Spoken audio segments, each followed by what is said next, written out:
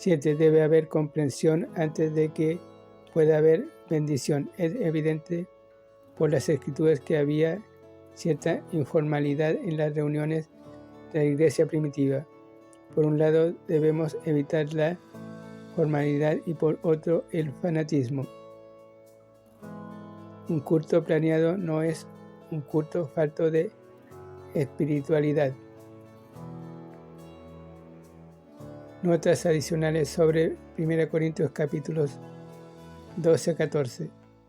Queremos examinar las afirmaciones de algunos carismáticos con respecto a la manifestación de lenguas y del Espíritu, para ver si satisfacen la prueba bíblica. ¿Qué dicen las Escrituras? Muchas iglesias y creyentes creen y enseñan lo siguiente: A. Hay un bautismo del Espíritu después de la salvación. Enseñan que es necesario quedarse esperando el poder en oración y ayuno, basado esto en Hechos capítulo 1 y Lucas capítulo 24 al 49.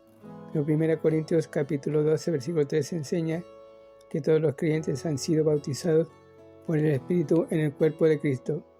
Esto fue verdad incluso de los carnales corintios. Hay llenura del Espíritu después de la conversión y se nos ordena que seamos llenos del Espíritu. Efesios capítulo 5 versículo 18.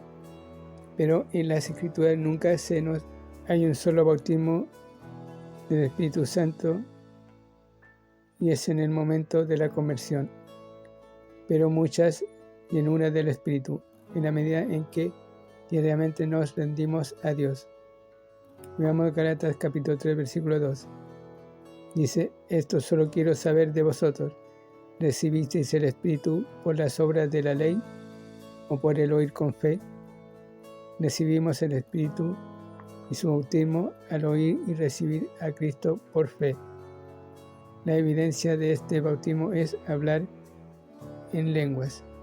Si esto fuera verdad, la mayoría de los corintios nunca experimentaron el bautismo, porque no todos hablaban en lenguas. Capítulo 12, versículos 10 y 30. Sin embargo, capítulo 12, versículo 13 dice que todos fueron bautizados por el Espíritu.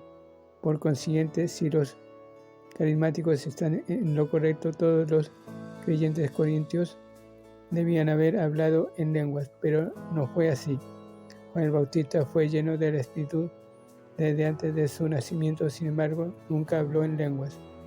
Los grandes santos, a través de las edades, nunca han hablado en lenguas. El don de lenguas es un distintivo de espiritualidad. No en Corintios. Esta fue la iglesia más carnal con la que Pablo tuvo que lidiar. Eran niños en la fe.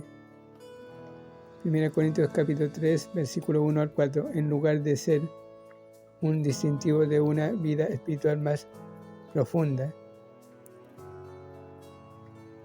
las lenguas eran un don relativamente más inferior.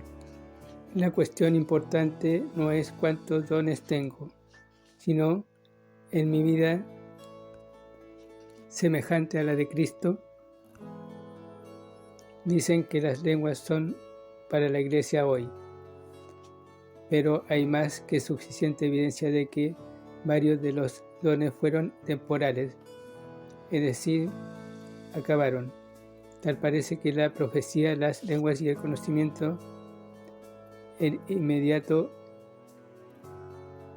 impartir de verdad espiritual por el Espíritu, pasaron cuando se terminó de escribir el Nuevo Testamento, como ya hemos explicado. 1 Corintios capítulo 13, versículo 8 al 13 indica que estos dones pasarían y no se necesitarían más. Pertenecían a la infancia de la iglesia,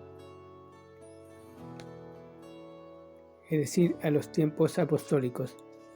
Hoy la vida y ministerio de la iglesia están cimentados en la Biblia. Hechos capítulo 20, versículo 17 al 38, un cuadro del ministerio ideal del Nuevo Testamento. Aquí no hallará nada acerca de las lenguas.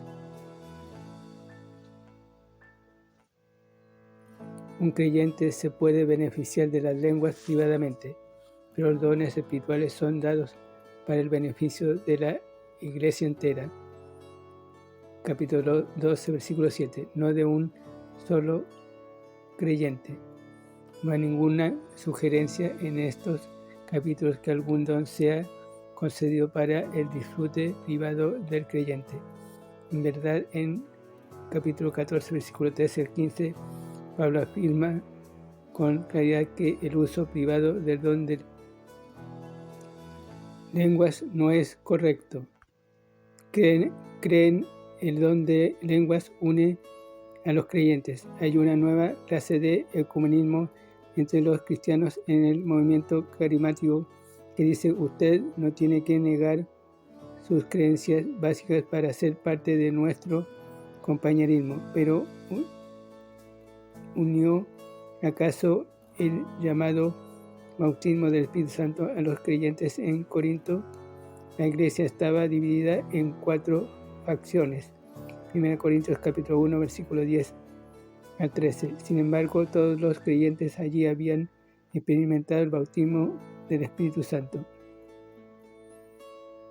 Capítulo 12, versículo 13. Había discordia, división y disensión en la iglesia, y no obstante, también había el don de lenguas.